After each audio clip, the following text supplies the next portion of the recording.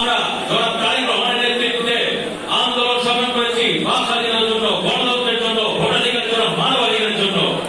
এখন আপনারা আমরা আমাদের জন্য তারেক রহমানের নেতৃত্বে সংগ্রাম করছি রাষ্ট্র কাঠামো মেরামতের জন্য। আমরা এত অন্যায় অবিচার সহ্য করেছি, পারিবারিকভাবে আর্থিকভাবে ক্ষতিগ্রস্ত হয়েছে, আপনাদেরকে বাঁচে থাকতে দেয় নাই, মামলা হামলা হুলিয়া কত কিছু সহ্য করেছেন, কিন্তু এই সব কিছুর প্রতিশোধ আমরা কিভাবে নিব? ওয়ালটন আবারও মিলিনিয়ার অফারে ওয়ালটন ফ্রিজ কিনে আপনিও হয়ে যেতে পারেন মিলিয়নিয়ার।